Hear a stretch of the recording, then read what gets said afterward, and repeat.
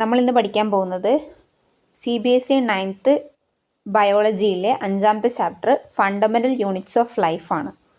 അപ്പം ചാപ്റ്ററിലേക്ക് കടക്കാം. The cell was discovered by Robert Hooke in 1665. Cell discovered ചെയ്തത് ആരാണെന്ന് പറയുന്നത്?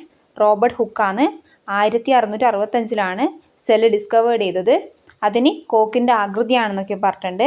അദ്ദേഹം എന്താണ് സെൽഫ് ഡിസൈൻ ചെയ്തിട്ടുള്ള മൈക്രോസ്കോപ്പിൻ്റെ സഹായത്തോടെയാണ് ഇത് ഡിസ്കവേർഡ് ചെയ്തത്.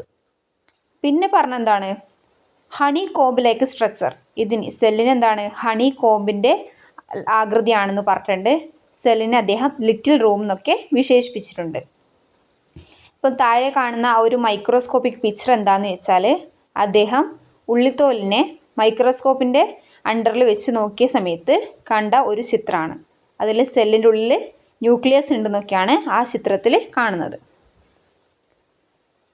ദി സ്മോൾ സ്ട്രക്ചേഴ്സ്, ആ ഒരു ബേസിക് ബിൽഡിംഗ് ബ്ലോക്സിനാണ്, ആ ഒരു സ്മോൾ ഓരോ ബിൽഡിംഗ് ബ്ലോക്സിനാണ് അദ്ദേഹം സെല്ലെന്ന് വിശേഷിപ്പിച്ചത്. All organism are made up of cell.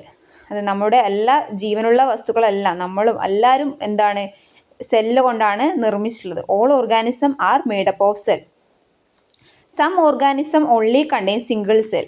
അങ്ങനെ സിംഗിൾ സെൽ കാണപ്പെടുന്ന ഓർഗാനിസംസ് ആണ് അമീബ, ക്ലാമിഡമോണസ്, പാരമീസിയം, ബാക്ടീരിയ.